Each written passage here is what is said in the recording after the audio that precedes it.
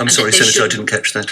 That there's no major problem in audit, really. That's your submission to us. I said the system wasn't broken. There are certainly room for improvement. So there is room for improvement. Yes. Okay. But you articulate there shouldn't be any separation, is that correct? I don't believe that would be, that is our perception and our belief that would not be in the best interests of corporate Australia or indeed the investment community. You also have said here this morning that you don't think they should be separated despite Professor Phil's comments. I did ask him, I believe you were here this morning when I asked. Yes. So I read the excerpt from your submission on page 3, to which Professor Phil's said, first of all, I repeat, and this was the matter of conflict of interest, it does not resolve the conflict of interest matter.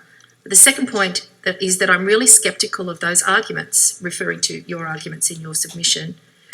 I believe that these big businesses, the auditors will simply adjust how they do the business. You know, they'll have to regularly, they're regularly employed in, build up their own expertise in areas where they might otherwise get it from the consulting side. So I don't think, and referring to your arguments, these are knockout arguments at all.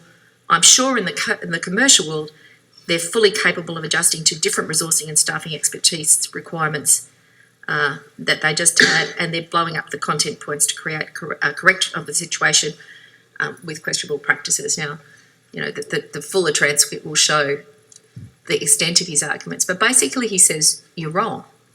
And of course, I have the greatest respect for Professor Fells, but in this case, I think that he is wrong. I would say we've covered the conflicts of interest that, as I said, large consulting firms have all the time, and I think it would not be sensible or beneficial to restrict consulting firms to one company in each particular industry. Secondly, I would also note perhaps the paper from IFAC, which is the International Federation of Accountants, which states this report shows by review of research and other related literature, the multidisciplinary model is one of the best mechanisms to develop the skills, expertise and consistency needed for quality audits. That is the view that we have and we continue to maintain.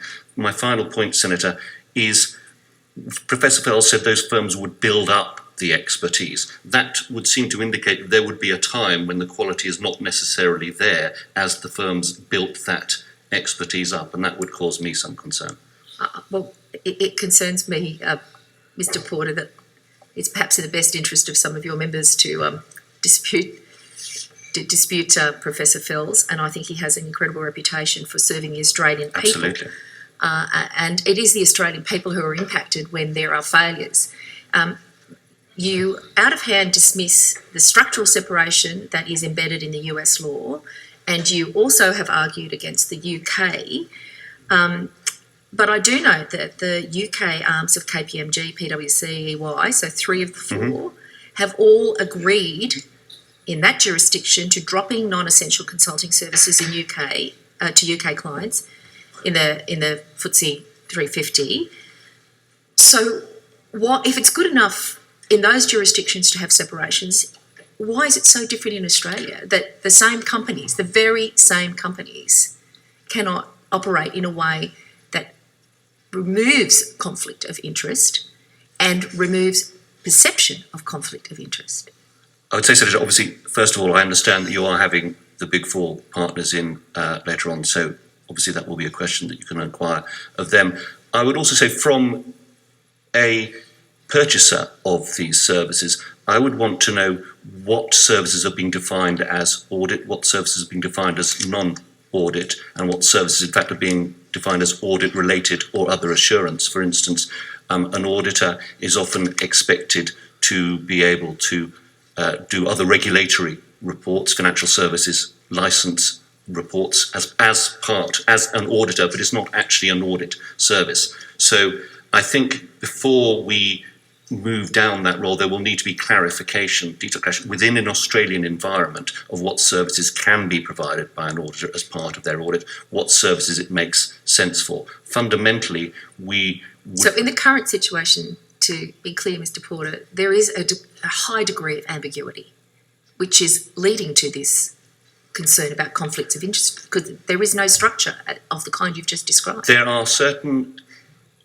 non-audit services that the Australian Practice and Ethics Standards board, which the auditors follow, do forbid an auditor from providing for their clients. So those ones are fairly clear. But the ASIC statements actually say that some of the things that shouldn't be happening are happening. That's what they're finding. If that is happening, then that is absolutely the sort of disciplinary action that needs to be taken. And again, I haven't seen the actual details where something that is forbidden by the Ethics Standards Board is being done for a major Australian listed corporate.